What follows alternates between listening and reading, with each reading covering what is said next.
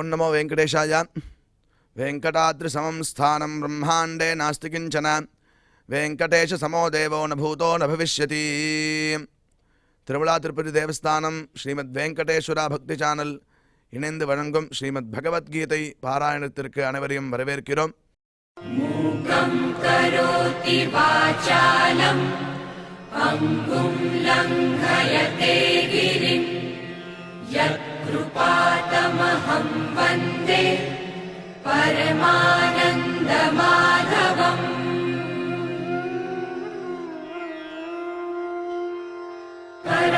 करारविन्देन पदारविन्दम् मुखारविन्दे विनिवेशयन्तम्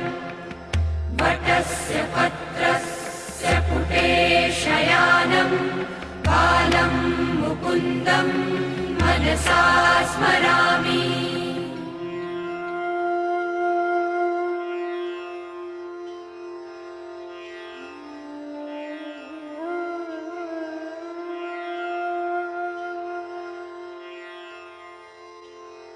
वसुदेवसुतं देवं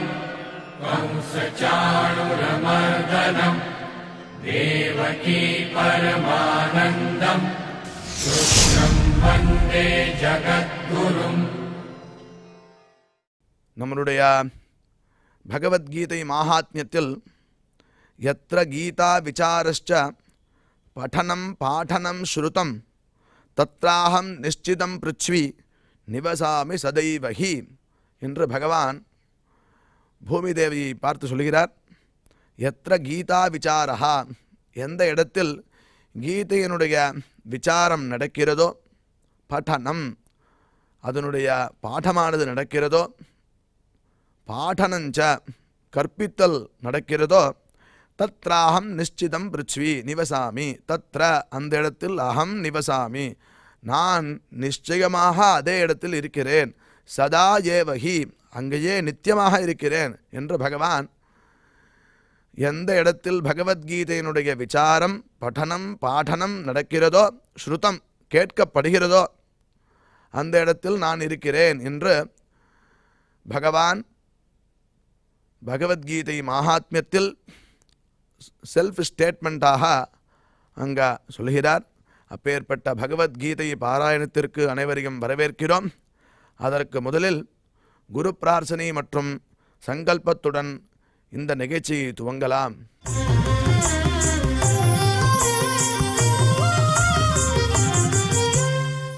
ஸ்ரீ குரு பிரார்த்தனா.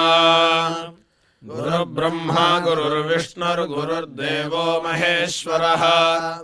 गुरुः साक्षात् परं ब्रह्म तस्मै श्री गुरवे नमः.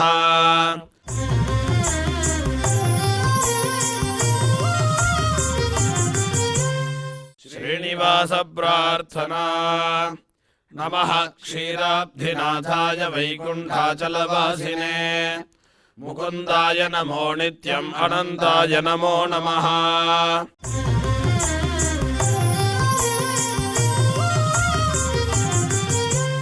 अथ श्रीमद्भगवद्गीता पारायण संकल्पः. श्रीमदादिवराह क्षेत्रे विराजमानस्य अखिलाण्डकोटि ब्रह्माण्ड नायकस्य श्रीपद्मावती जानेः भगवतः श्रीवेङ्कटेश्वर स्वामिनः दिव्यसन्निधौ जगद्गुरोः श्रीकृष्ण परमात्मनः अनुग्रहेण समस्त प्रपंचस्य विशेषतः भारतदेशस्य उत्तरोत्तर शुभ संपत् समृद्ध्यर्थं श्रीमद्भारतदेशगत तपस्वी जन तपोबल वृद्धि द्वारा समस्तस्यापि मानव समाजस्य सर्वारिष्ट परिहारार्थम् एतद्देशवासिनां सर्वेषां सज्जनानां योगक्षेमार्थं राष्ट्रविरोधिनां निबर्हणद्वारा जनानां चित्तशान्ति चित्तस्थैर्य सन्तोषादि अभिवृद्ध्यर्थम् एतद्देशवासिना परस्परविद्वेष परस्परनिन्दा परस्परहिंसादीनां निवृत्त्यर्थम् परस्परसौमनस्य सिद्ध्यर्थम् समस्तपापक्षयार्थम् श्रीमन्नारायणप्रीत्यर्थम् श्रीपरमेश्वरप्रीत्यर्थम् श्रीमद्भगवद्गीतायाः अखण्डपारायणम् करिष्यामहे।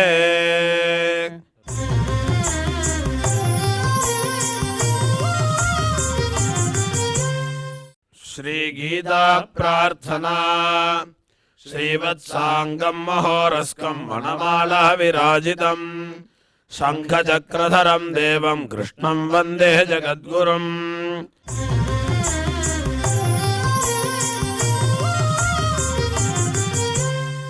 पार्थाय प्रतिबोधिताम् भगवता नारायणेन स्वयम्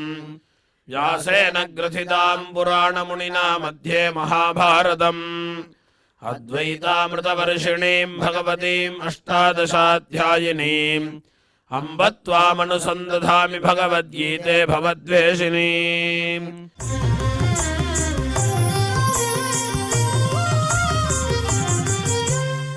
श्रीवेदव्यास प्रार्थना व्यासं वसिष्ठनप्तारं शक्तेः पौत्रमकल्मषम् पराशरात्मजं वन्दे सुखदातन्तपोनिधिम्।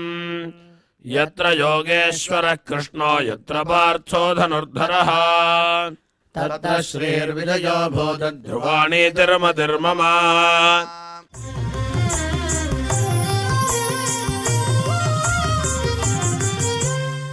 ஓம் நமோ பகவதே வெங்கடேஷாய. நண்பர்களே, நாம் அனைவரும் கூட்டு பிரார்த்தனை, அனைவரும் சேர்ந்து ஆங்காங்கே இருக்கும் இடத்திலே இருந்து கொண்டு பகவத்கீதையின் 9 அத்தியாயங்களையும் நாம் பாராயணம் செய்யலாம்.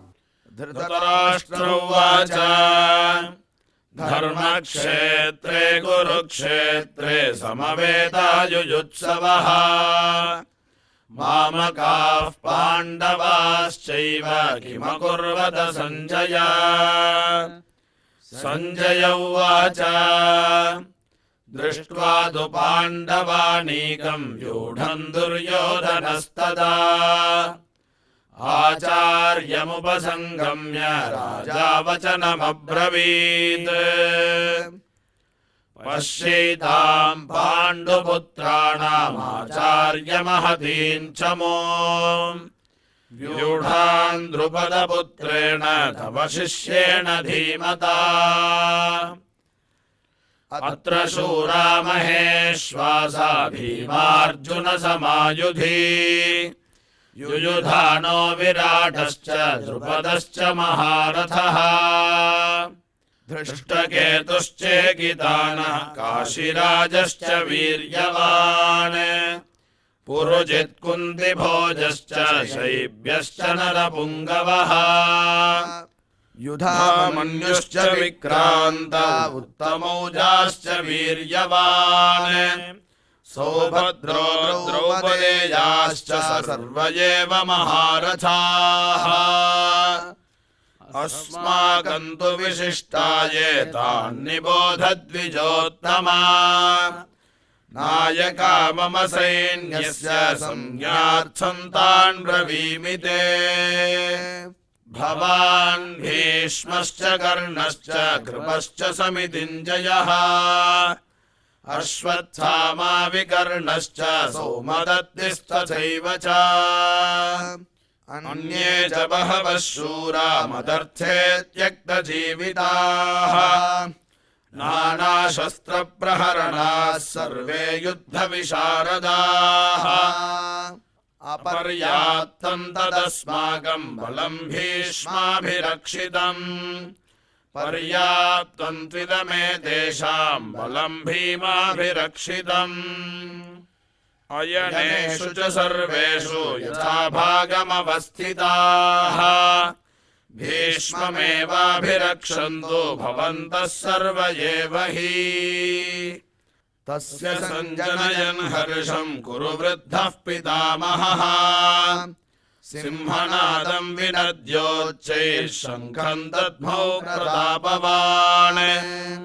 ततः शङ्खाश्च भैर्यश्च पणवानकगोमुखाः सहसैवाभ्यहन्यन्त सशब्दस्तु मुलोऽभवत् ततः श्वेतैर्हयैर्युक्ते महति स्यन्दने स्थितौ माधवः पाण्डवश्चैव दिव्यौ शङ्खौ प्रदध्मतुः पाञ्चजन्यं हृषीकेशो देवदत्तं धनञ्जयः पौण्ड्रं दद्मौ महाशङ्खं भीमकर्मा वृकोदरः अनन्तविजयं राजा कुन्तीपुत्रो युधिष्ठिरः नकुलः सह देवश्च सुघोषमणिपुष्पकौ काश्यश्च परमेश्वासः शिखण्डी च महारथः दृष्टद्युम्नो विराटश्च सात्यकिश्चापराजितः द्रुपदो द्रौपदेयाश्च सर्वशः पृथिवीपते सौभद्रश्च महाबाहुः शङ्खान् दद्मुः पृथक् पृथक् सघोषोधार्तराष्ट्राणां हृदयानि व्यदारयत् नभश्च पृथिवीं चैव तुमुलो व्यनुनादयन् अथ व्यवस्थितान् दृष्ट्वा धार्तराष्ट्रान् कपिध्वजः प्रवृत्ते शस्त्रसम्पाते धनुरुद्यम्य पाण्डवः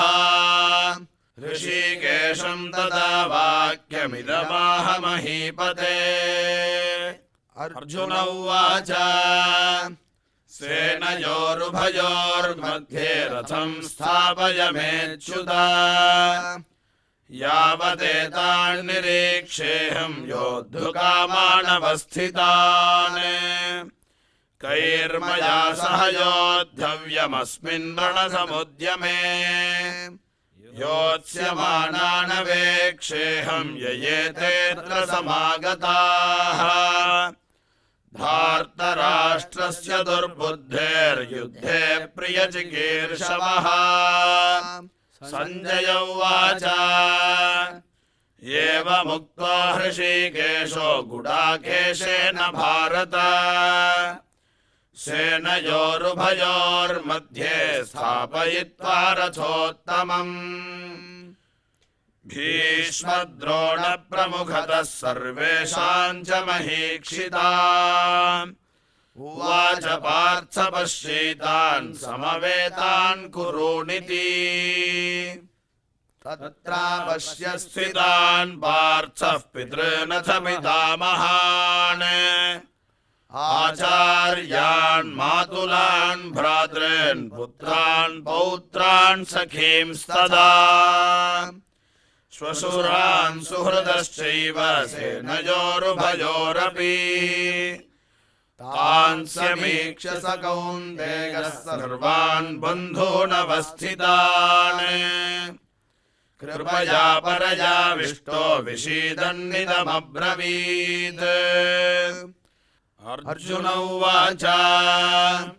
दृष्ट्वेमं स्वजनं कृष्ण युयुत्सुं समुपस्थितम् सीदन्ति मम गात्राणि मुखं च परिशुष्यति वेपथुश्च शरीरे मे रोमहर्षश्च जायते गाण्डीवं स्रंसते हस्तात् त्वच्चैव परिदह्यते न च शक्नोम्यवस्थातुं भ्रमतीव च मे मनः निमित्तानि च पश्यामि विपरीतानि केशव न च श्रेयोऽनुपश्यामि हत्वा स्वजनमाहवे न काङ्क्षे विजयं कृष्ण न च राज्यं सुखानि च किन्नो राज्येन गोविन्द किं भोगैर्जीवितेन वा येषामर्थे काङ्क्षितन्नो राज्यं भोगाः सुखानि च तयिमेव स्थिता युद्धे प्राणां त्यक्त्वा धनानि च आचार्याः पितरः पुत्रास्तथैव च पितामहाः मातुलाः श्वशुराः पौत्राः श्यालाः सम्बन्धिनस्तथा एतान्न हन्तुमिच्छामि घ्नतोऽपि मधुसूदन अपवित्रैलोक्यराज्यस्य हेतोः किन्नु महीकृते निहत्य धार्तराष्ट्रान्नः का प्रीतिः स्याज्जनार्दन पापमेवाश्रयेदस्मान् हत्वैतानाततायिनः तस्मान्नार्ह वयं हन्तुं धार्तराष्ट्रान् स्वबान्धवान् स्वजनं हि कथं हत्वा सुखिनः स्याम माधव यद्यप्येतेन पश्यन्ति लोभो वहत चेतसः कुलक्षयकृतं दोषं मित्रद्रोहे च पातकम् कथं न ज्ञेयमस्माभिः पापादस्मान्निवर्तितुम् कुलक्षयकृतं दोषं प्रपश्यद्भिर्जनार्दन कुलक्षये प्रणश्यन्ति कुलधर्माः सनातनाः धर्मे नष्टे कुलं कृत्स्नमधर्मोऽभिभवत्युत अधर्माभिभवात् कृष्ण प्रदुष्यन्ति कुलस्त्रियः स्त्रीषु दुष्टासु वार्ष्णेय जायते वर्णसङ्करः संकरो नरकायैव कुलघ्नानां कुलस्य च पतन्ति पितरो ह्येषां लुप्तपिण्डोदकक्रियाः दोषैरेतैः कुलघ्नानां वर्णसङ्करकारकैः उत्साद्यन्ते जातिधर्माः कुलधर्माश्च शाश्वताः उत्सन्नकुलधर्माणां मनुष्याणां जनार्दन नरके नियतं वासो भवतीत्यनुशुश्रुम अहो बत महत्पापं कर्तुं व्यवसिता वयम् यद्राज्यसुखलोभेन हन्तुं स्वजनमुद्यताः यदि मामप्रतीकारमशस्त्रं शस्त्रपाणयः धार्तराष्ट्रारणे हन्यस्तन्मे क्षेमतरं भवेत् सञ्जय उवाच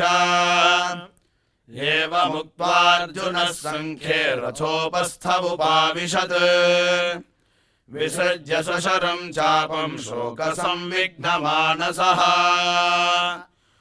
ॐ तत्सदिति श्रीमद्भगवद्गीतासु उपनिषत्सु ब्रह्मविद्यायां योगशास्त्रे श्रीकृष्णार्जुनसंवादे अर्जुनविषादयोगो नाम प्रथमोऽध्यायः।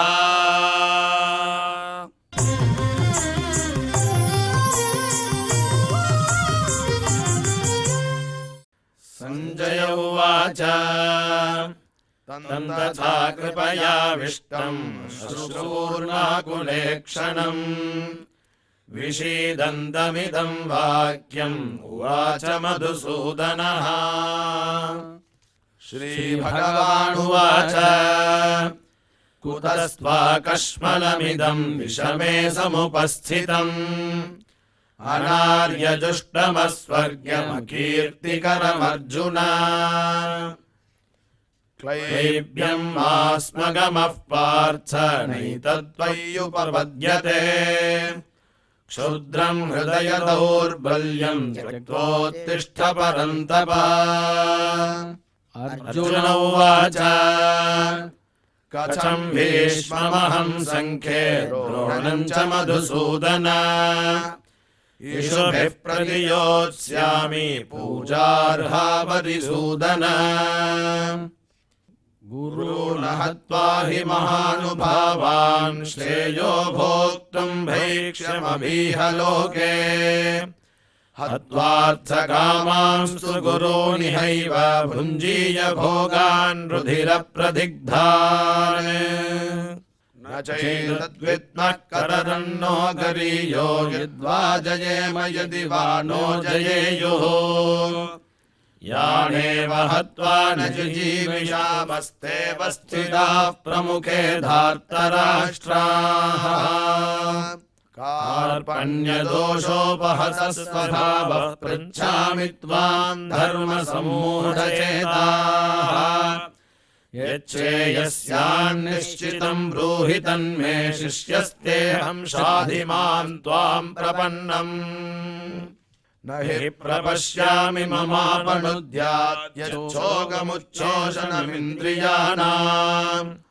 अवाप्य भूमावसपन्नमृद्धम् राज्यम् सुराणामिति चाधिपत्यम्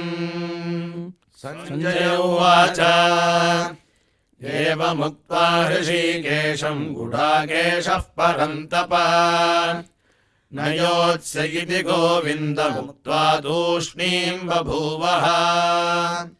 तमुवाच हृषीकेशः प्रहसन्निव भारत सेनयोरुभयोर्मध्ये विषीदन्तमिदम् वचः श्रीभगवानुवाच अशोच्यानन्वशोचस्त्वम् प्रज्ञावादांश्च भाषसे गतासु न गतासूंश्च नानुशोचन्ति पण्डिताः न त्वेताहम् जातु नासम् न त्वम् नेमे जनाधिपाः न चैव न भविष्यामः सर्वे वयमतः परम् देहिनोऽस्मिन् यथा देहे कौमारम् यौवनम् जरा तथा देहान्तरप्राप्तिर्धीरस्तत्र न मुह्यति मात्रा स्पर्शास्तु कौन्तेय शीतोष्णसुखदुःखदाः आगमापायिनो नित्यास्ताम् तितिक्षस्व भारत यं हि न व्यथयन्ते ते पुरुषम् पुरुषर्षभ समदुःखसुखम् धीरम् सोऽमृतत्वाय कल्पते नासतो विद्यते भावो नाभावो विद्यते सतः उभयोरपि दृष्टोऽन्तस्त्वनयोस्तत्त्वदर्शिभिः अविनाशि तु तद्विद्धि येन सर्वमिदम् ततम् विनाशमव्ययस्यास्य न कश्चित् कर्तुमर्हति अन्तवन्त इमे देहा नित्यस्योक्ता शरीरिणः अनाशिनो प्रमेयस्य तस्माद्युध्यस्व भारत ययेनं वेत्ति हन्तारं यश्चैनं मन्यते हतम् उभौ तौ न विजानीतो नायं हन्ति न हन्यते न जायते म्रियते वा कदाचिन्नायं भूत्वा भविता वा न भूयः अजो नित्यः शाश्वतोऽयं पुराणो न हन्यते हन्यमाने शरीरे वेदा विनाशिनं नित्यं ययेनमजमव्ययम् कथं स पुरुषः पार्थ कम्भालयति हन्तिकम् वासांसि जीर्णानि यथा विहाय नवानि गृह्णानि नरोपराणि तथा शरीराणि विहाय जीर्णान्यन्यानि संयाति नवानि देहि नैनं छिन्दन्ति शस्त्राणि नैनं दहति पावकः न चैनं क्लेदयन्त्यापो न शोषयति मारुतः अच्छेद्योऽयमदाह्योऽयमक्लेद्यो शोष्य एव च नित्यः सर्वगतस्थाणुरचलोऽयं सनातनः अव्यक्तोऽयमचिन्त्योऽयमविकार्योऽयमुच्यते तस्मादेवं विदित्वैनं नानुशोचितुमर्हसि अथ चैनं नित्यजातं नित्यं वा मन्यसे मृतम् तथापि त्वं महाबाहो नैवं शोचितुमर्हसि जातस्य हि ध्रुवो मृत्युर्ध्रुवं जन्म मृतस्य च तस्मादपरिहार्येऽर्थे न त्वं शोचितुमर्हसि अव्यक्तानि भूतानि व्यक्तमध्यानि भारत अव्यक्तनिधनान्येव तत्र का परिदेवना आश्चर्यवत् पश्यति कश्चिदेनमाश्चर्यवत् वदति तथैव चान्यः आश्चर्यवच्चैनमन्यः शृणोति श्रुत्वाप्येनं वेद न चैव कश्चित् देही नित्यमवध्योऽयं देहे सर्वस्य भारत तस्मात् सर्वाणि भूतानि न त्वं शोचितुमर्हसि स्वधर्ममपि चावेक्ष्य न विकम्पितुमर्हसि धर्माद्धियुद्धात् श्रेयोऽन्यत् क्षत्रियस्य न विद्यते यदृच्छया चोपपन्नं स्वर्गद्वारमपावृतम् सुखिनः क्षत्रियाः पार्थ लभन्ते युद्धमीदृशम् अथ चेत्त्वमिमं धर्म्यं सङ्ग्रामं न करिष्यसि ततः स्वधर्मं कीर्तिं च हित्वा पापमवाप्स्यसि अकीर्तिं चापि भूतानि कथयिष्यन्ति ते व्ययाम्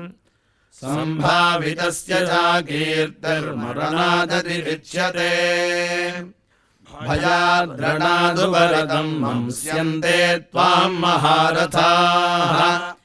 येषां च त्वं बहुमतो भूत्वा यास्यसि लाघवम् अवाच्यवादांश्च बहून् वदिष्यन्ति तवाहिताः निन्दन्तस्तव सामर्थ्यं ततो दुःखतरं नु किम् हतो वा प्राप्स्यसि स्वर्गं जित्वा वा भोक्ष्यसे महीम् तस्मादुत्तिष्ठ कौन्तेय युद्धाय कृतनिश्चयः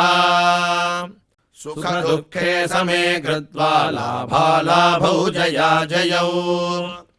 ततो युद्धाय युज्यस्व नैवं पापमवाप्स्यसि एषा ते विहिता साङ्ख्ये बुद्धिर्योगे त्विमां शृणु बुद्ध्या युक्तो यया पार्थ कर्मबन्धं प्रहास्यसि नेहाभिक्रमनाशोऽस्ति प्रत्यवायो न विद्यते स्वल्पमप्यस्य धर्मस्य त्रायते महतो भयात् व्यवसायात्मिका बुद्धिरेकेह कुरु नन्दन बहुशाखाह्यनन्ताश्च बुद्धयो व्यवसायिनाम् यामिमां पुष्पितां वाचं प्रवदन्त्यविपश्चितः वेदवादरताः पार्थ नान्यदस्तीति वादिनः कामात्मानः स्वर्गपरा जन्मकर्मफलप्रदाम् क्रियाविशेषबहुलां भोगैश्वर्यगतिं प्रति भोगैश्वर्यप्रसक्तानां तयापहृतचेतसाम् व्यवसायात्मिका बुद्धिः समाधौ न विधीयते त्रैगुण्यविषया वेदा निस्त्रैगुण्यो भवार्जुन निर्द्वन्द्वो नित्यसत्त्वस्थो निर्योगक्षेम आत्मवान् यावानर्थ उदपाने सर्वतः संवृतोदके तावान् सर्वेषु वेदेषु ब्राह्मणस्य विजानतः कर्मण्येवाधिकारस्ते मा फलेषु कदाचन मा कर्मफलहेतुर्भूर्मा ते सङ्गोऽस्त्वकर्मणि योगस्थः कुरु कर्माणि सङ्गं त्यक्त्वा धनञ्जय सिद्धसिद्ध्योः समो भूत्वा समत्वं योग उच्यते दूरेण ह्यवरं कर्म बुद्धियोगात् धनञ्जय बुद्धौ शरणमन्विच्छ रुवणाः फलहेतवः बुद्धियुक्तो जहादीह उभे सुकृतदुष्कृते तस्माद् योगाय युज्यस्व योगः कर्मसु कौशलम् कर्मजम् बुद्धियुक्ता हि फलम् त्यक्त्वा मनीषिणः जन्मबन्धविनिर्मुक्ताः फलम् गच्छन्त्यनामयम् यदा ते मोहकलिलम् बुद्धिर्व्यतितरिष्यति तदा गन्तासि निर्वेदम् श्रोतव्यस्य श्रुतस्य च श्रुतिविप्रतिपन्ना ते यदा स्थास्यति निश्चला समाधावचला बुद्धिस्तदा योगमवाप्स्यसि अर्जुन उवाच स्थितप्रज्ञस्य का भाषा समाधिस्थस्य केशव स्थितधीः किम् प्रभाषेत किमासीत व्रजेत किम् श्रीभगवानुवाच श्रीभगवानुवाच प्रजहाति यदा कामान् प्रजहाति यदा कामान् सर्वान् पार्थमनोगतान् सर्वान् पार्थमनोगतान् आत्मन्येवात्मना तुष्टः आत्मन्येवात्मना तुष्टः स्थितप्रज्ञस्तदोच्यते स्थितप्रज्ञस्तदोच्यते दुःखेष्वनुद्विग्नमनः सुखेषु विगतस्पृहः वीतरागभयक्रोधस्थितधीर्मुनिरुच्यते यः सर्वत्रानभिस्नेहस्तत्तत्प्राप्त्यशुभाशुभम् नाभिनन्दति न द्वेष्टि तस्य प्रज्ञा प्रतिष्ठिता यदा संहरते चायम् कूर्मोऽङ्गानीव सर्वशः इन्द्रियाणीन्द्रियार्थेभ्यस्तस्य प्रज्ञा प्रतिष्ठिता विषया विनिवर्तन्ते निराहारस्य देहिनः रसवर्जम् रसोऽप्यस्य परम् दृष्ट्वा निवर्तते यततो ह्यपि कौन्तेय पुरुषस्य विपश्चितः इन्द्रियाणि प्रमाथीनि हरन्ति प्रसभम् मनः तानि सर्वाणि संयम्य युक्त आसीत मत्परः वशे हि यस्येन्द्रियाणि तस्य प्रज्ञा प्रतिष्ठिता ध्यायतो विषयान् पुंसः सङ्गस्तेषूपजायते सङ्गात् सञ्जायते कामः कामात् क्रोधोऽभिजायते क्रोधात् भवति सम्मोहः सम्मोहात् स्मृतिविभ्रमः स्मृतिभ्रंशात् बुद्धिनाशो बुद्धिनाशात् प्रणश्यति रागद्वेषवियुक्तैस्तु विषयानिन्द्रियैश्चरन् आत्मवश्यैर्विधेयात्मा प्रसादमधिगच्छति प्रसादे सर्वदुःखानां हानिरस्योपजायते प्रसन्नचेतसो ह्याशु बुद्धिः पर्यवतिष्ठते नास्ति बुद्धिरयुक्तस्य न चायुक्तस्य भावना न चाभावयतः शान्तिरशान्तस्य कुतः सुखम् इन्द्रियाणाम् हि चरताम् यन्मनोनुविधीयते तदस्य हरति प्रज्ञाम् वायुर्नावमिवाम्भसि तस्माद्यस्य महाबाहो निगृहीतानि सर्वशः इन्द्रियाणीन्द्रियार्थेभ्यस्तस्य प्रज्ञा प्रतिष्ठिता यानिशा सर्वभूतानां तस्यां जागर्ति संयमी यस्यां जाग्रति भूतानि सा निशा पश्यतो मुनेः आपूर्यमाणमचलप्रतिष्ठम् समुद्रमापः प्रविशन्ति यद्वत् तद्वत् कामायम् प्रविशन्ति सर्वे स शान्तिमाप्नोति न कामकामी विहाय कामान्यः सर्वान् पुमांश्चरति निःस्पृहः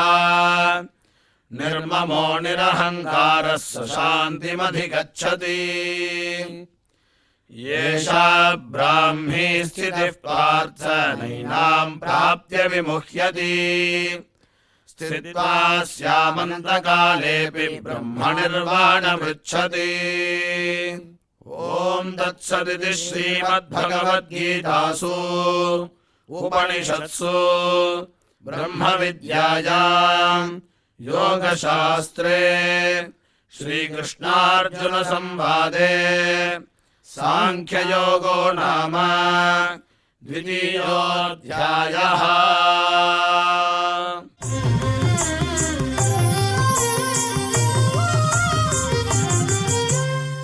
अथ तृतीयोऽध्यायः। अर्जुन उवाच जायसी चेत् कर्मणस्ते मता बुद्धिर्जनार्दन तत्किं कर्मणि घोरे मां नियोजयसि केशव व्यामिश्रेणेव भाग्येन बुद्धिं मोहयसीव मे तदेकं वद निश्चित्य येन श्रेयोऽहमाप्नुयाम्। श्रीभगवानुवाच लोकेऽस्मिन् द्विविधा निष्ठा पुरा प्रोक्ता मया नघ ज्ञानयोगेन साङ्ख्यानां कर्मयोगेन योगिनाम् न कर्मणामनारम्भान्नैष्कर्म्यम् पुरुषोऽश्नुते न च सन्न्यसनादेव सिद्धिं समधिगच्छति न हि कश्चित् क्षणमपि जातु तिष्ठत्य कर्मकृत् कार्यते ह्यवशः कर्म सर्वः प्रकृतिजैर्गुणैः कर्मेन्द्रियाणि संयम्य यास्ते मनसा स्मरन् इन्द्रियार्थान् विमूढात्मा मिथ्याचारः स उच्यते यस्मिन्द्रियाणि मनसा नियम्यारभतेऽर्जुन कर्मेन्द्रियैः कर्मयोगमसक्तः स विशिष्यते नियतं कुरु कर्म त्वं कर्मज्यायो ह्यकर्मणः शरीरयात्रापि च तेन प्रसिद्ध्येत कर्मणः यज्ञार्थात् कर्मणोऽन्यत्र लोकोऽयं कर्मबन्धनः तदर्थं कर्म कौन्तेय मुक्तसङ्गः समाचर सह यज्ञाः प्रजा सृष्ट्वा पुरोवाच प्रजापतिः अनेन प्रसविष्यध्वमेशवोऽस्मिष्टकामधुक् देवान् भावयतानेन ते देवा भावयन्तु वः परस्परं भावयन्तः श्रेयः परमवाप्स्यथ इष्टान् भोगान् हि वो देवा दास्यन्ते यज्ञभाविताः तैर्दत्तानप्रदायैभ्यो यो भुङ्क्तेस्तेन एव सः यज्ञशिष्टाशिनः सन्तो मुच्यन्ते सर्वकिल्बिषैः भुञ्जते ते त्वघम् भावा ये पचन्त्यात्मकारणात् अन्नात् भवन्ति भूतानि पर्जन्यादन्न सम्भवः यज्ञात् भवति पर्जन्यो यज्ञः कर्म समुद्भवः कर्म ब्रह्मोद्भवम् विद्धि ब्रह्माक्षरसमुद्भवम्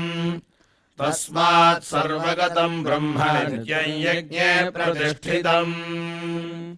एवम् प्रवर्तितम् चक्रम् नानुवर्तयतीह यः अघायुरिन्द्रिया रामो मोघम् पार्थ स जीवति यस्त्वात्मरतिरेव स्यादात्मतृप्तश्च मानवः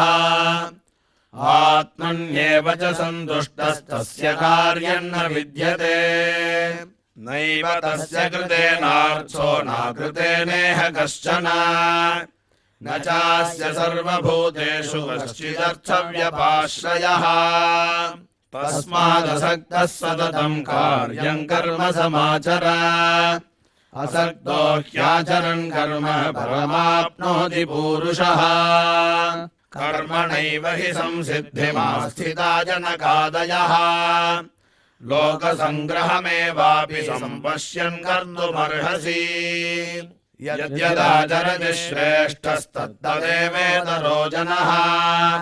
स यत्प्रमाणम् कुरुते लोकस्तदनुवर्तते न मे पार्थास्ति कर्तव्यम् त्रिषु लोकेषु किञ्चन नानवाप्तमवाप्तव्यम् वर्त एव च कर्मणि यदि ह्यहन्न वर्तेयम् जातु कर्मण्यतन्द्रितः मम वर्त्मानुवर्तन्ते मनुष्याः पार्थ सर्वशः उत्सीदेयुरिमे लोका न कुर्याम् कर्म चेदहम् सङ्गरस्य च कर्ता स्यामुपहन्यामिमाः प्रजाः सक्ताः कर्मण्य विद्वांसो यथा कुर्वन्ति भारत कुर्याद्विद्वांस्तथा सक्तश्चिकीर्षुर्लोकसङ्ग्रहम् न बुद्धिभेदम् जनयेत् ज्ञानाम् कर्मसङ्गिनाम् जोषयेत् सर्वकर्माणि विद्वान् युक्तः समाचरन्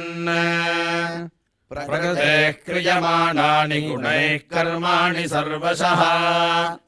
अहङ्कारविमूढात्मा कर्ताहमिति मन्यते तत्त्ववित्तु महाबाहो गुणकर्मविभागयोः गुणागुणेषु वर्तन्त इति मत्वा न सज्जते प्रकृतेर्गुणसम्मूढाः सज्जन्ते गुणकर्मसु तान कृत्स्नविदो मन्दान् कृत्स्नविन्न विचालयेत् मयि सर्वाणि कर्माणि सन्न्यस्याध्यात्मचेतसा निराशीर्निर्ममो भूत्वा युध्यस्व विगतज्वरः ये मे मतमिदम् नित्यमनुतिष्ठन्ति मानवाः श्रद्धावन्तो न सूयन्तो मुच्यन्ते तेऽपि कर्मभिः ये त्वेतदभ्यसूयन्तो नानुतिष्ठन्ति मे मतम् सर्वज्ञानविमूढांस्तान् विद्धि नष्टान चेतसः सदृशम् चेष्टते स्वस्याः प्रकृतेर्ज्ञानवानपि प्रकृतिम् यान्ति भूतानि निग्रहः किम् करिष्यति इन्द्रियस्येन्द्रियस्यार्थे रागद्वेषौ व्यवस्थितौ तयोर्नवशमागच्छेत् तौ ह्यस्य परिपन्थिनौ श्रेयान् स्वधर्मो विगुणः परधर्मात् स्वनुष्ठितात् स्वधर्मे निधनम् श्रेयः परधर्मो भयावहः अर्जुन उवाच अथ केन प्रयुक्तोऽयम् पापम् चरति पूरुषः अनिच्छन्नपि वार्ष्णेयबलादिव नियोजितः श्रीभगवानुवाच काम एष क्रोध एष रजो गुणसमुद्भवः महाशनो महापाप्मा विद्येनमिह वैरिणम् धूमेनाव्रियते वह्निर्यथादर्शो मलेन च यतोऽल्पेनावृतो गर्भस्तथा तेनेदमावृतम् आवृतम् ज्ञानमेतेन ज्ञानिनो नित्यवैरिणा कामरूपेण कौन्तेय दुष्पूरेणानलेन च इन्द्रियाणि मनो बुद्धिरस्याधिष्ठानमुच्यते एतैर्विमोहयत्येष ज्ञानमावृत्य देहिनम् तस्मात् त्वमिन्द्रियाण्यादौ नियम्य भरतर्षभ पाप्मानम् प्रजहिह्येनम् ज्ञानविज्ञाननाशनम् इन्द्रियाणि पराण्याहुरिन्द्रियेभ्यः परम् मनः मनसस्तु परा बुद्धिर्यो बुद्धेः परतस्तु सः एवम् बुद्धेः परम् बुद्ध्वा संस्तभ्यात्मानमात्मना जहि शत्रुम् महाबाहो कामरूपम् दुरासदम् ॐ तत्सदिति श्रीमद्भगवद्गीतासु उपनिषत्सु ब्रह्मविद्यायाम् योगशास्त्रे श्रीकृष्णार्जुनसंवादे कर्मयोगो नाम तृतीयोऽध्यायः।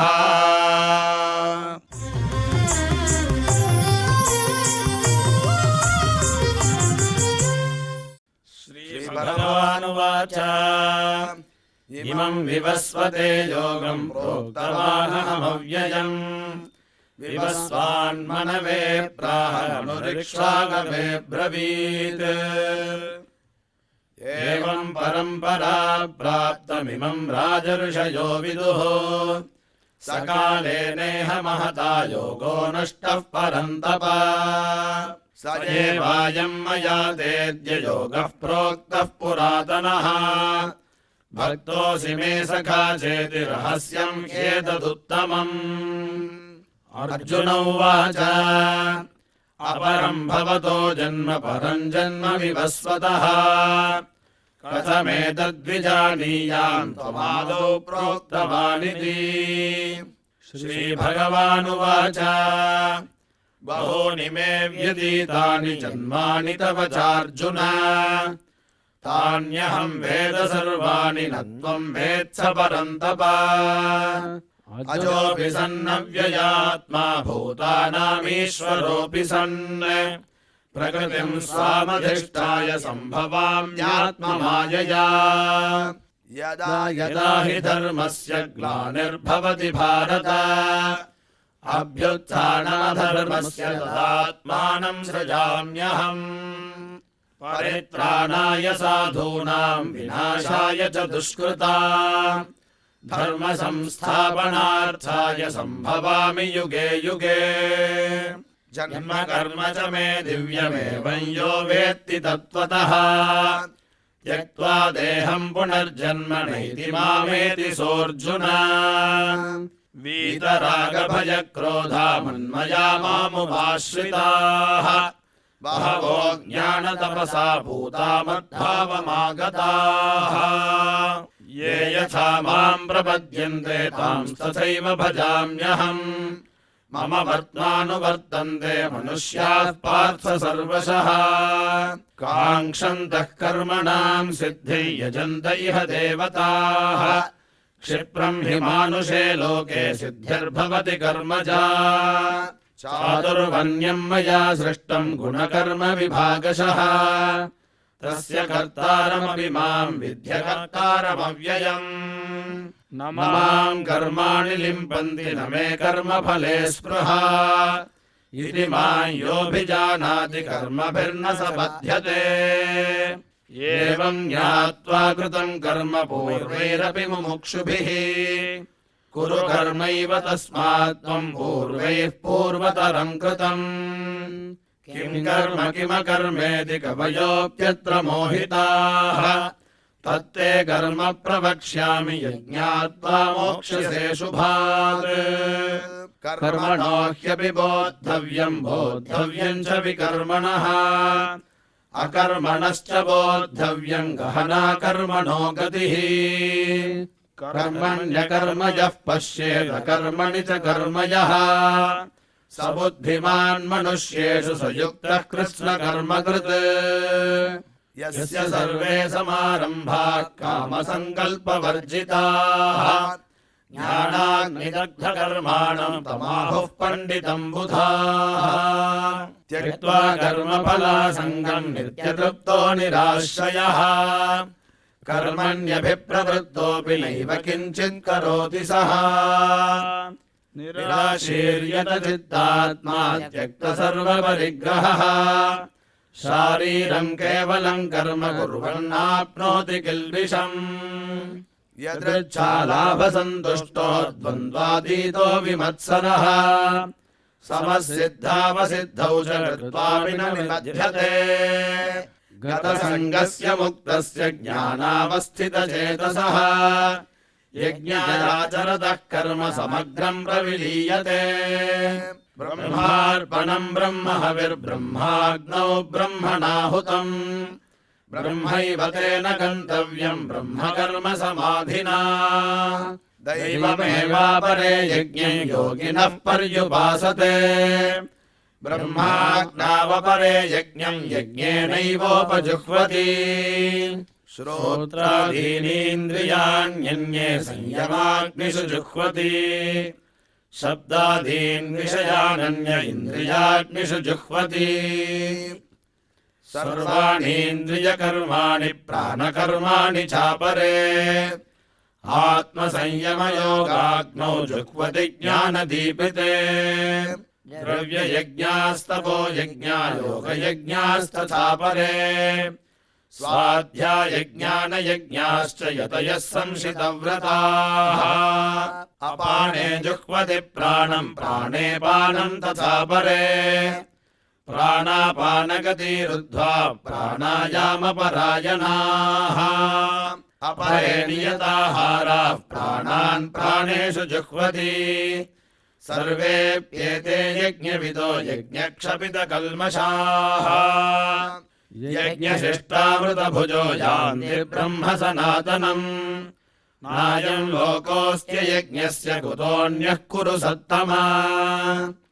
एवम् बहुविधा यज्ञा वितता ब्रह्मणो मुखे कर्मजान् विद्धितान् सर्वानेवम् ज्ञात्वा विमोक्ष्यसे श्रेयान् द्रव्यमयाद्यज्ञा ज्ञानयज्ञः परन्तप सर्वम् कर्माखिलम् पार्थ ज्ञाने परिसमाप्यते तद्विद्धि प्रणिपातेन परिप्रश्नेन सेवया उपदेक्ष्यन्ति ते ज्ञानम् ज्ञानिनस्तत्त्वदर्शिनः यज्ञात्वा न पुनर्मोहमेवम् यास्यसि पाण्डव येन भूतान्यशेषेण द्रक्ष्यस्यात्मन्यथो मयि अपि चेदसि पापेभ्यः सर्वेभ्यः पापकृत्तमः सर्वम् ज्ञानप्लवेनैव वृजिनम् सन्तरिष्यसि यथैधांसि समिद्धोऽग्निर्भस्मसात् कुरुतेऽर्जुन ज्ञानाग्निः सर्वकर्माणि भस्मसात् कुरुते तथा न हि ज्ञानेन सदृशम् पवित्रमिह विद्यते तत्स्वयं योगसंसिद्धः कालेनात्मनि विन्दति श्रद्धावान् लभते ज्ञानम् तत्परः संयतेन्द्रियः ज्ञानम् लब्ध्वा पराम् शान्तिमचिरेणाधिगच्छति अज्ञश्चाश्रद्धधानश्च संशयात्मा विनश्यति नायम् लोकोऽस्ति न परो न सुखम् संशयात्मनः योगसन्न्यस्तकर्माणम् ज्ञानसञ्छिन्न संशयम् आत्मवन्तम् न कर्माणि निबध्नन्ति धनञ्जय तस्मादज्ञानसम्भूतम् हृस्थम् ज्ञानासिनात्मनः चिद्वैनम् संशयम् योगमातिष्ठोत्तिष्ठ भारत ॐ तत्सदिति श्रीमद्भगवद्गीतासु उपनिषत्सु ब्रह्मविद्यायाम् योगशास्त्रे श्रीकृष्णार्जुनसंवादे ज्ञानकर्मसन्न्यासयोगो नाम चतुर्थोऽध्यायः।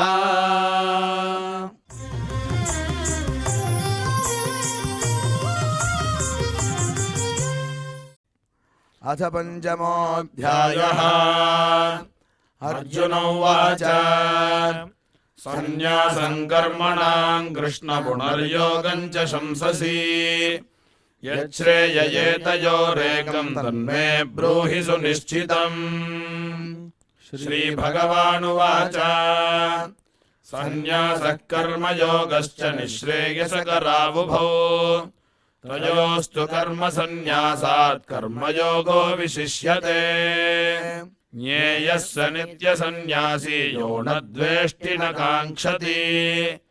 निर्द्वन्द्वो हि महाबाहो सुखम् बन्धात् प्रमुच्यते। साङ्ख्ययोगो पृथक् बालाः प्रवदन्ति न पण्डिताः एकमप्यास्थितः सम्यगुभयोर्विन्दते फलम्। यत्साङ्ख्यैः प्राप्यते स्थानम् तद्योगैरपि गम्यते। एकम् साङ्ख्यम् च योगम् च यः पश्यति स पश्यति। सन्न्यासस्तु महाबाहो दुःखमाप्तुमयोगतः योगयुक्तो मुनिर्ब्रह्मण चिरेणाधिगच्छति। योगयुक्तो विशुद्धात्मा विजितात्मा जितेन्द्रियः सर्वभूतात्मभूतात्मा कुर्वन्नपि न लिप्यते। नैव किञ्चित् करोमीति युक्तो मन्येन तत्त्ववित् पश्यन् शृण्वन् स्पृशन् जिघ्रन्नश्नन् गच्छन् स्वपन् श्वसन् प्रलपन् विसृजन् गृह्णन्नुन्मिषन् निमिषन्नपि इन्द्रियाणीन्द्रियार्थेषु वर्तन्त इति धारयन् ब्रह्मण्याधाय कर्माणि सङ्गम् त्यक्त्वा करोति यः लिप्यते न स पापेन पद्मपत्रमिवाम्भसा कायेन मनसा बुद्ध्या केवलैरिन्द्रियैरपि योगिनः कर्म कुर्वन्ति सङ्गम् त्यक्त्वात्मशुद्धये युक्तः कर्मफलम् त्यक्त्वा शान्तिमाप्नोति नैष्ठिकीम् अयुक्तः कामकारेण फले सक्तो निबध्यते सर्वकर्माणि मनसा सन्न्यस्यास्ते सुखम् वशी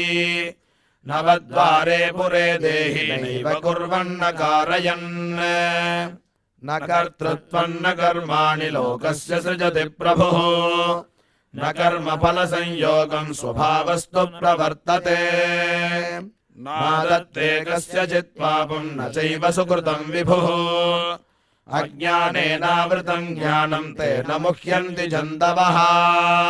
ज्ञानेन तु तदज्ञानम् येषान्नाशितमात्मनः तेषामादित्यवज्ञानम् प्रकाशयति तत्परम्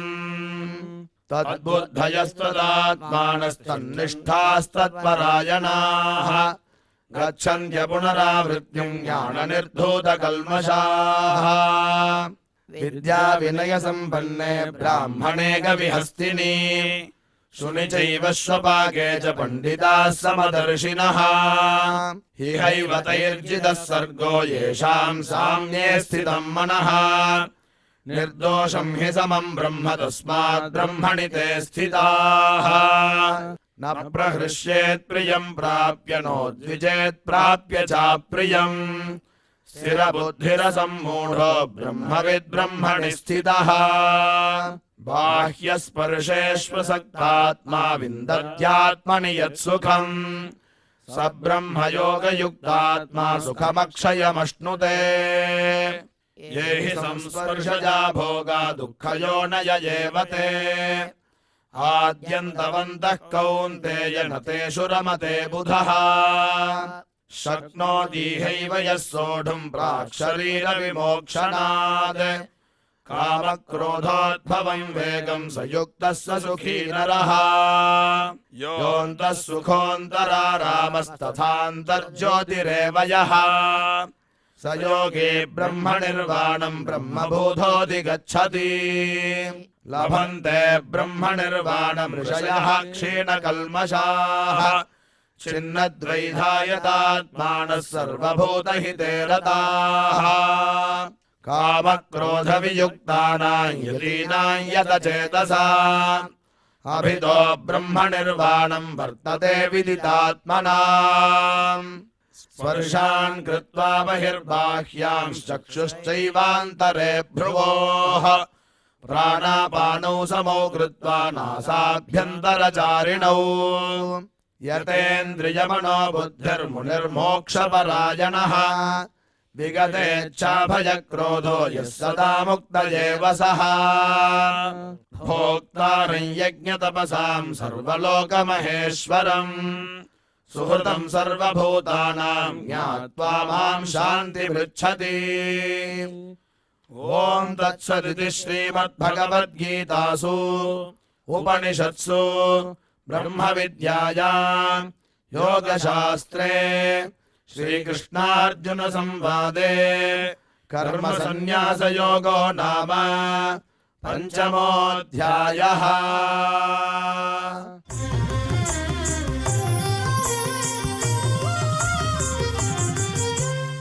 श्रीभगवानुवाच अनाश्रितः कर्मफलम् कार्यम् कर्म करोति यः स सन्न्यासी च योगी च न निरग्निर्न चाक्रियः यम् सन्न्यासमिति प्राहुर्योगम् तम् विद्धि पाण्डव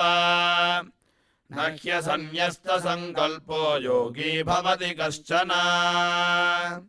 आरुरुक्षोर्मुनेर्योगम् कर्म कारणमुच्यते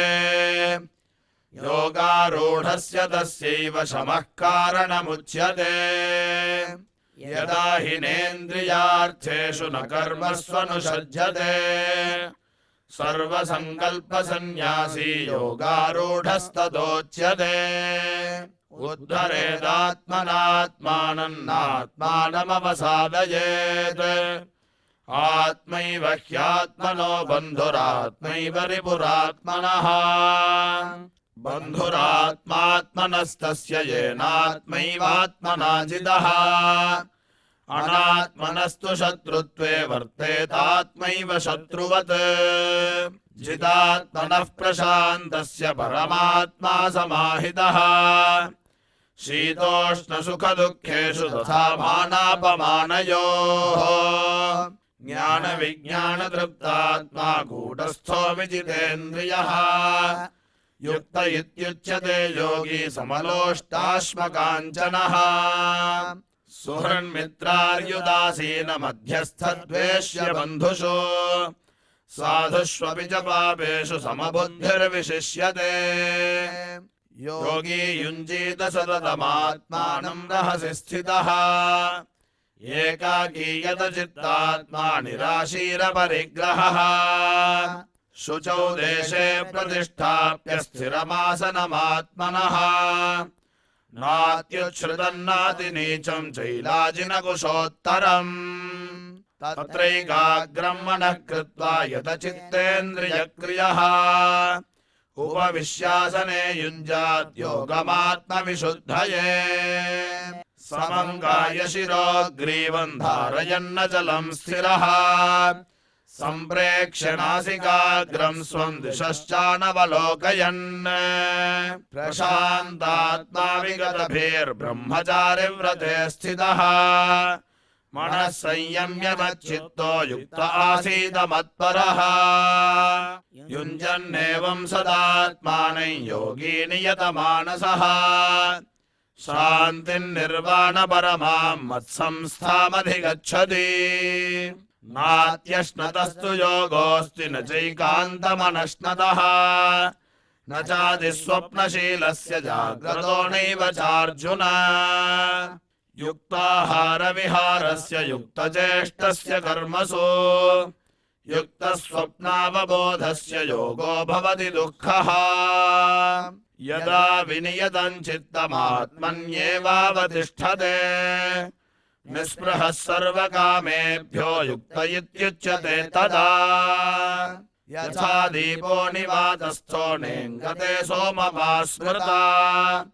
योगिनो यतचित्तस्य युञ्जतो योगमात्मनः यत्रो परमते चित्तं निरुद्धं योगसेवया यत्र चैवात्मनात्मानं पश्यन्नात्मनि तुष्यति सुखमात्यन्तिकं यत्तद्बुद्धिग्राह्यमतीन्द्रियम् वेत्ति यत्र न चैवायं स्थिरश्चलति तत्त्वतः यं लब्ध्वा चापरं लाभं मन्यते नाधिकं ततः यस्मिन् स्थितो न दुःखेन गुरुणापि विचाल्यते तं विद्यात् दुःखसंयोगवियोगं योगसंज्ञितम्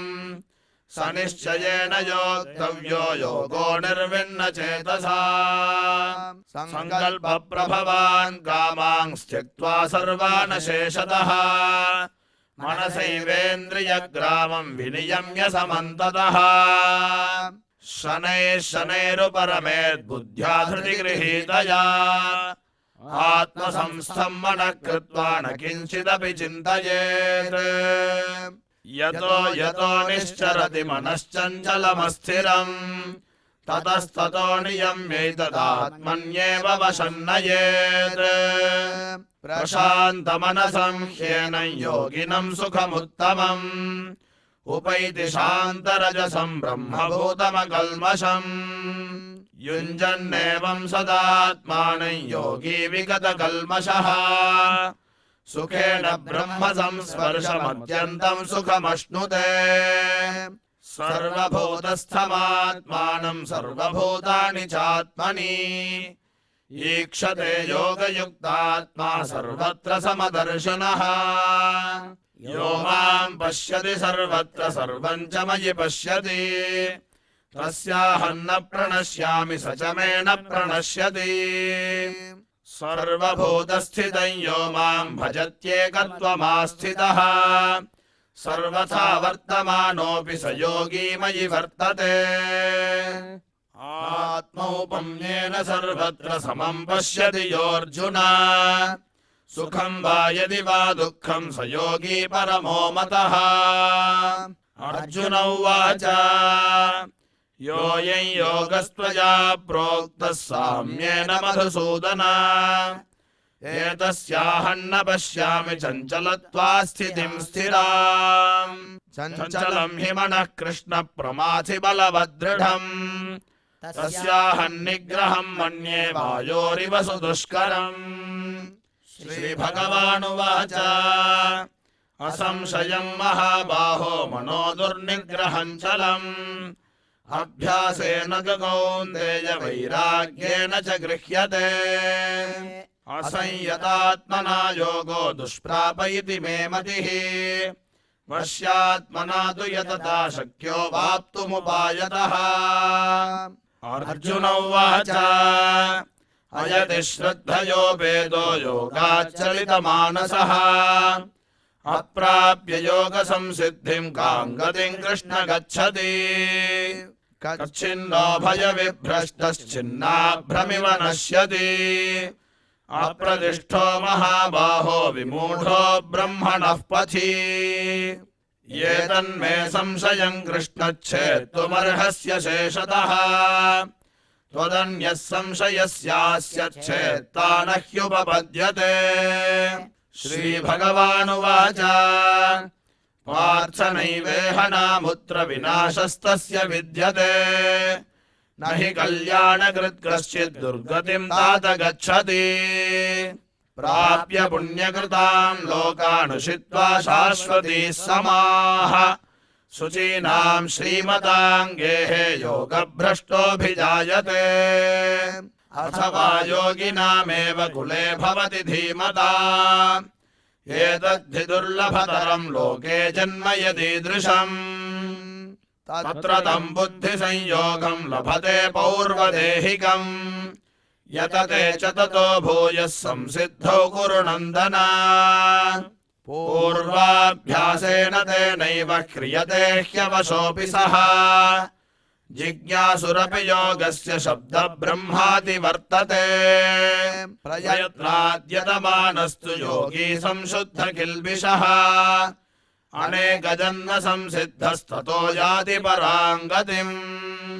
तपस्विभ्योऽधिको योगी ज्ञानिभ्योऽपि मतोऽधिकः कर्मिभ्यश्चाधिको योगी तस्माद्योगी भवार्जुन योगिनामपि सर्वेषां मद्गतेनान्तरात्मना श्रद्धावान् भजते यो मां स मे युक्ततमो मतः ॐ तत्सदिति श्रीमद्भगवद्गीतासु उपनिषत्सु ब्रह्मविद्यायां योगशास्त्रे श्रीकृष्णार्जुन संवादे आत्मसंयमयोगो नाम षष्ठोऽध्यायः।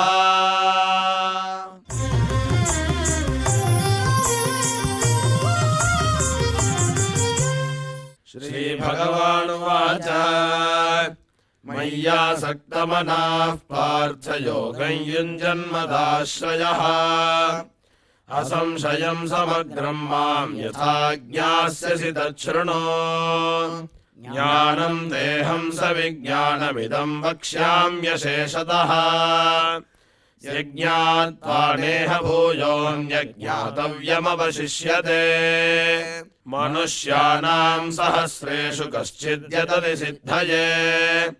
यततामपि सिद्धानां कश्चिन्मां वेत्ति तत्त्वतः भूमिरापो नलो वायुः खं मनो बुद्धिरेव च अहङ्कार इतीयं मे भिन्ना प्रकृतिरष्टधा अपरेयमितस्त्वन्यां प्रकृतिं विद्धि मे पराम् जीवभूतां महाबाहो ययेदं धार्यते जगत् एतद्योनीनि भूतानि सर्वाणीत्युपधारय अहं कृत्स्नस्य जगतः प्रभवः प्रलयस्तथा मत्तः परतरं नान्यत् किञ्चिदस्ति धनञ्जय मयि सर्वमिदं प्रोतं सूत्रे मणिगणा इव रसोऽहमप्सु कौन्तेय प्रभास्मि शशि सूर्ययोः प्रणवः सर्ववेदेषु शब्दः खे पौरुषन्दृषु पुण्यो गन्धः पृथिव्यां च तेजश्चास्मि विभावसौ जीवनं सर्वभूतेषु च पश्चास्मि तपस्विषु बीजं मां सर्वभूतानां विद्धि पार्थ सनातनम् बुद्धिर्बुद्धिमतामस्मि तेजस्तेजस्विनामहम् बलं बलवतां चाहं कामरागविवर्जितम् धर्माविरुद्धो भूतेषु कामोऽस्मि भरतर्षभ ये चैव सात्विका भावा राजसास्तामसाश्च ये मत्त ये वेदितान् विद्धि न त्वहं तेषु ते मयि त्रिभिर्गुणमयैर्भावैरेभिः सर्वमिदं जगत् मोहितन्नाभिजानाति मामेभ्यः परमव्ययम् दैवी ह्येषा गुणमयी मम माया दुरत्यया मामेव ये प्रपद्यन्ते मायामेतान्तरन्ति ते न मां दुष्कृतिनो मूढाः प्रपद्यन्ते नराधमाः माययापहृतज्ञाना आसुरं भावमाश्रिताः चतुर्विधा भजन्ते मां जनाः सुकृतिनोऽर्जुन आर्तो जिज्ञासुरर्थार्थी ज्ञानी च भरतर्षभ तेषां ज्ञानी नित्ययुक्त एकभक्तिर्विशिष्यते प्रियो हि ज्ञानिनोत्यर्थमहं स च मम प्रियः उदाराः सर्व एवैते ज्ञानी त्वात्मैव मे मतम् आस्थितः स हि युक्तात्मा मामेवानुत्तमां गतिम् बहूनां जन्मनामन्ते ज्ञानवान् मां प्रपद्यते वासुदेवः सर्वमिति समहात्मासु दुर्लभः कामैस्तैस्तैर्हृतज्ञानाः प्रपद्यन्तेऽन्यदेवताः तन्तन्नियममास्थाय प्रकृत्या नियता स्वया यो यो यान्तनुं भक्तः श्रद्धयार्चितुमिच्छति तस्य तस्याचलां श्रद्धां तामेव विदधाम्यहम् सतया श्रद्धया युक्तस्तस्याराधनमीहते लभते च ततः कामान् मयैव विहितान् हितान् अन्तवत्तु फलं तेषां तद्भवत्यल्पमेधसाम् देवान् देवयजो यान्ति मद्भक्ता यान्ति मामपि अव्यक्तं व्यक्तिमापन्नं मन्यन्ते मामबुद्धयः परं भावमजानन्तो ममाव्ययमनुत्तमम् नाहं प्रकाशः सर्वस्य योगमाया समावृतः मूढो यन्नाभिजानाति लोको मामजमव्ययम् वेदाहं समतीतानि वर्तमानानि चार्जुन भविष्याणि च भूतानि मां तु वेद न कश्चन इच्छाद्वेषसमुत्थेन द्वन्द्वमोहेन भारत सर्वभूतानि सम्मोहं सर्गे यान्ति परन्तप येषां त्वन्तगतं पापं जनानां पुण्यकर्मणां ते द्वन्द्वमोहनिर्मुक्ता भजन्ते मां दृढव्रताः जरामरणमोक्षाय मामाश्रित्य यतन्ति ये ते ब्रह्म तद्विदुः कृत्स्नमध्यात्मं कर्म चाखिलम् साधिभूताधिदैवं मां साधियज्ञं च ये विदुः प्रयाणकालेऽपि च मां ते विदुर्युक्तचेतसः ॐ तत्सदिति श्रीमद्भगवद्गीतासु उपनिषत्सु ब्रह्मविद्यायां योगशास्त्रे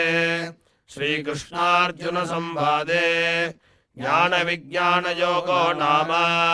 सप्तमोऽध्यायः।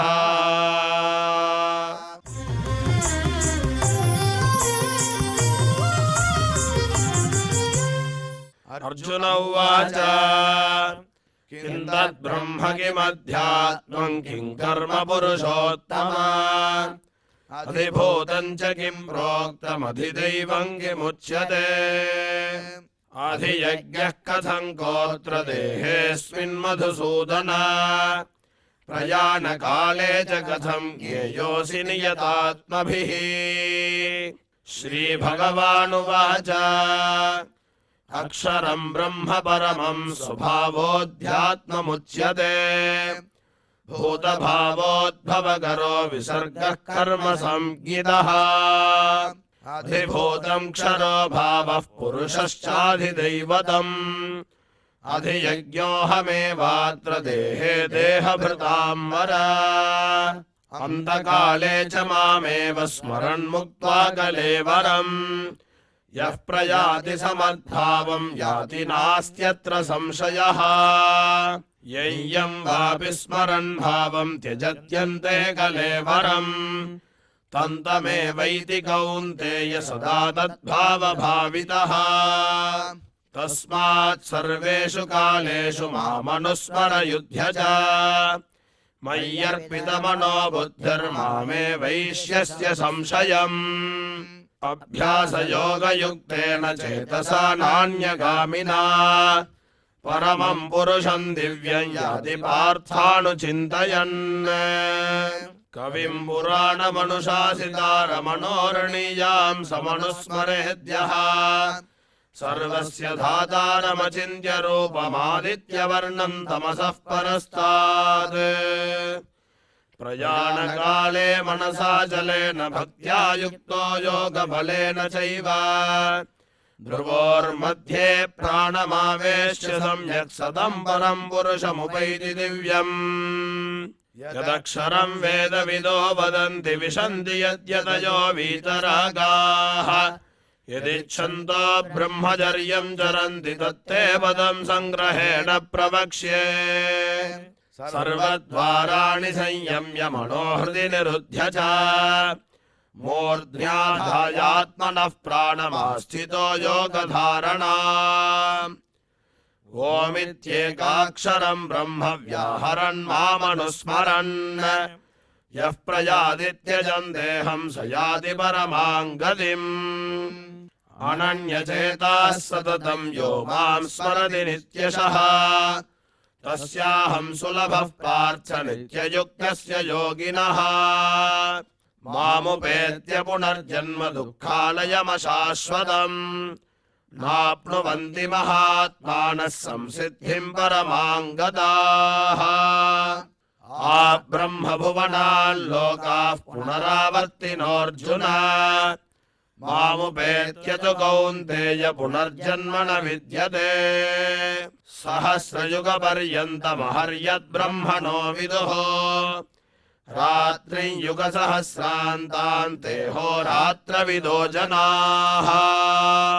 अव्यक्ताद्व्यक्तयः सर्वाः प्रभवन्त्यहरागमे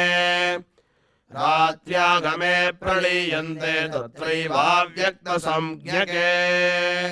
भूतग्रामः स एवायं भूत्वा भूत्वा प्रलीयते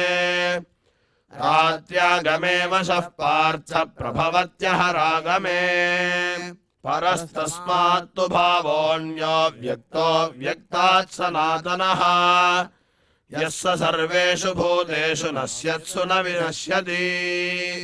अव्यक्तोऽक्षर इत्युक्तस्तमाहुः परमां गतिम् यं प्राप्य न निवर्तन्ते तद्धाम परमं मम पुरुषः स परः पार्थ भक्त्या लभ्यस्त्वनन्यया यस्यान्तस्थानि भूतानि येन सर्वमिदं ततम् यत्र काले त्वनावृत्तिमावृत्तिं चैव योगिनः प्रयाता यान्ति तं कालं वक्ष्यामि भरतर्षभ अग्निर्ज्योतिरः शुक्लः षण्मासा उत्तरायणम् तत्र प्रयाता गच्छन्ति ब्रह्मविदो जनाः धूमो रात्रिस्तथा कृष्णः षण्मासा दक्षिणायनम् तत्र चान्द्रमसञ्ज्योतिर्योगी प्राप्य निवर्तते शुक्लकृष्णे गतिह्येते जगतः शाश्वते मते एकया यात्यनावृत्तिमन्यया वर्तते पुनः नैते श्रुति पार्थ जानन् योगी मुह्यति कश्चन तस्मात् सर्वेषु कालेषु योगयुक्तो भवार्जुन वेदेषु यज्ञेषु तपस्सु चैव दानेषु यत्पुण्यफलम् प्रतिष्ठम् अत्येति तत्सर्वमिदं विदित्वा योगी परं स्थानमुपैति चाद्यम् ॐ तत्सदिति श्रीमद्भगवद्गीतासु उपनिषत्सु ब्रह्मविद्यायां योगशास्त्रे श्रीकृष्णार्जुनसंवादे अक्षरब्रह्मयोगो नाम अष्टमोऽध्यायः।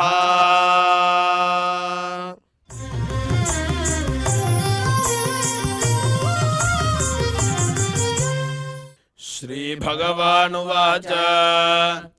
इदं तु ते गुह्यतमं प्रवक्ष्याम्यनसूयवे ज्ञानं विज्ञानसहितं यज्ञात्वा मोक्ष्यसे शुभात् राजविद्या राजगुह्यं पवित्रमिदमुत्तमम्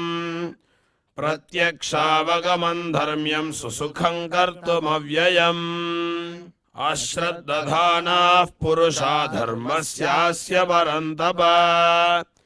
अप्राप्यमान्निवर्तन्ते मृत्युसंसारवर्त्मनि मया तदमिदं सर्वं जगदव्यक्तमूर्तिना मत्स्थानि सर्वभूतानि न चाहन्तेष्वस्थितः न च मत्स्थानि भूतानि पश्य मे योगमैश्वरम् भूतभृन्न च भूतस्थो ममात्मा भूतभावनः यथाकाशस्थितो नित्यं वायुः सर्वत्र गोमहान् तथा सर्वाणि भूतानि मत्स्थानीत्युपधारय सर्वभूतानि कौन्तेय प्रकृतिं यान्ति मामिकाम् कल्पक्षये पुनस्तानि कल्पादौ विसृजाम्यहम् प्रकृतिं स्वामवष्टभ्य विसृजामि पुनः पुनः भूतग्राममिमं कृत्स्नमवशं प्रकृतेर्वशात् न च मान्तानि कर्माणि निबध्नन्ति धनञ्जय उदासीनवदासीनमसक्तं तेषु कर्मसु मयाध्यक्षेण प्रकृतिः सूयते सचराचरम् हेतुनानेन कौन्तेय जगद्विपरिवर्तते अवजानन्ति मां मूढा मानुषीं तनुमाश्रितम् परं भावमजानन्तो मम भूतमहेश्वरम् मोघाशामोघकर्माणो मोघज्ञानाविचेतसः राक्षसीमासुरीं चैव प्रकृतिं मोहिनीं श्रिताः महात्मानस्तु मां पार्थदैवीं प्रकृतिमाश्रिताः भजन्त्यनन्यमनसो ज्ञात्वा भूतादिमव्ययम् सततं कीर्तयन्तो मां यतन्तश्च दृढव्रताः नमस्यन्तश्च मां भक्त्या नित्ययुक्ता उपासते ज्ञानयज्ञेन चाप्यन्ये यजन्तो मामुपासते एकत्वेन पृथक्त्वेन बहुधा विश्वतोमुखम् अहं क्रतुरहं यज्ञस्वधाहमहमौषधम् मन्त्रोऽहमहमेवाज्यमहमग्निरहं हुतम् पिताहमस्य जगतो माता धाता पितामहः वेद्यं पवित्रमोङ्कारऋक्सामयजुरेव च गतिर्भर्ता प्रभुः साक्षी निवासः शरणं सुहृद प्रभवः प्रलयस्थानं निधानं बीजमव्ययम् तपाम्यहमहं वर्षं निगृह्णाम्युत्सृजामि च अमृतं चैव मृत्युश्च सदसच्चाहमर्जुन त्रैविद्या मां सोमपाः पूतपापा यज्ञैरिष्ट्वा स्वर्गतिं प्रार्थयन्ते ते पुण्यमासाद्य सुरेन्द्रलोकमश्नन्ति दिव्यान् दिवि देव भोगान् ते तं भुक्त्वा स्वर्गलोकं विशालं क्षीणे पुण्ये मर्त्यलोकं विशन्ति एवं त्रयी धर्ममनुप्रपन्ना गतागतं कामकामा लभन्ते अनन्याश्चिन्तयन्तो मां ये जनाः पर्युपासते तेषां नित्याभियुक्तानां योगक्षेमं वहाम्यहम् येऽप्यन्यदेवता भक्ता यजन्ते श्रद्धयान्विताः तेऽपि मामेव कौन्तेय यजन्त्य विधिपूर्वकम् अहं हि सर्वयज्ञानां भोक्ता च प्रभुरेव च न तु मामभिजानन्ति तत्त्वेनातश्च्यवन्ति ते यान्ति देवव्रता देवान् पितॄन् यान्ति पितृव्रताः भूतानि यान्ति भूतेज्या यान्ति मद्याजिनोऽपि माम् पत्रं पुष्पं फलं तोयं यो मे भक्त्या प्रयच्छति तदहं भक्त्युपहृतमश्नामि प्रयतात्मनः यत्करोषि यदश्नासि यज्जुहोषि ददासि यत् यत्तपस्यसि कौन्तेय तत्कुरुष्व मदर्पणम् शुभाशुभफलैरेवं मोक्ष्यसे कर्मबन्धनैः सन्न्यासयोगयुक्तात्मा विमुक्तो मामुपैष्यसि समोऽहं सर्वभूतेषु न मे द्वेष्योऽस्ति न प्रियः ये भजन्ति तु मां भक्त्या मयि ते तेषु चाप्यहम् अपि चेत्सु दुराचारो भजते मामनन्यभाक् साधुरेव समन्तव्यः सम्यग् व्यवसितो हि सः क्षिप्रं भवति धर्मात्मा शश्वच्छान्तिर्निगच्छति कौन्तेय प्रतिजानीहि न मे भक्तः प्रणश्यति मां हि पार्थव्यपाश्रित्य येऽपि स्युः पापयोनयः स्त्रियो वैश्यास्तथा शूद्रास्तेऽपि यान्ति परां गतिम् किं पुनर्ब्राह्मणाः पुण्या भक्ता राजर्षयस्तथा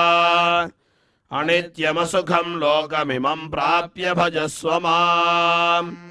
मन्मना भव मद्भक्तो मद्याजी मान्नमस्कुरु मामे वैश्यसि युक्त्वैव मात्मानं मत्परायणः ॐ तत्सदिति श्रीमद्भगवद्गीतासु उपनिषत्सु ब्रह्मविद्यायां योगशास्त्रे श्रीकृष्णार्जुनसंवादे राजविद्या राजगुह्ययोगो नाम नवमोऽध्यायः. இந்த பாராயண நிகழ்ச்சியில் இதுவரை நாம் செய்த ஸ்லோகங்களில் ஏதேனும் அக்ஷர தோஷம் இருந்திருந்தால் அதை நிவர்த்திக்கும் பொருட்டு சுவாமியினிடம் க்ஷமா பிரார்த்தனை செய்வோம்.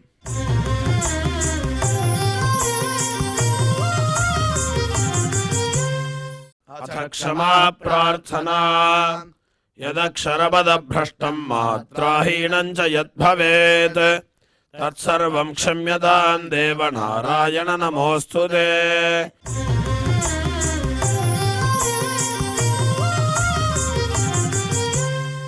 अथ भगवत्समर्पणम् कायेन वाचा मनसेन्द्रियैर्वा बुद्ध्यात्मना वा प्रकृते स्वभावात् करोमि यद्यत् सकलं परस्मै नारायणायेति समर्पयामि.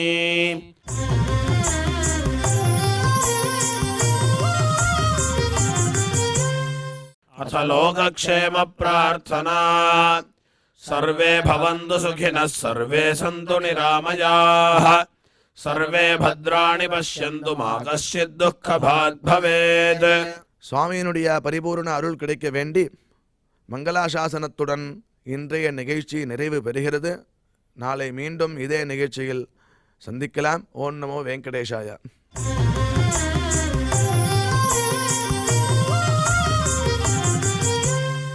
अथ मङ्गलम् श्रीकान्ताय कल्याणनिधये निधयेऽर्थिनाम्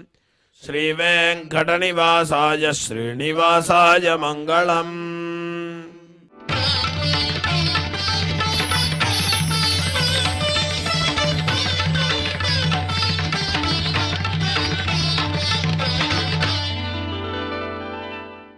ॐ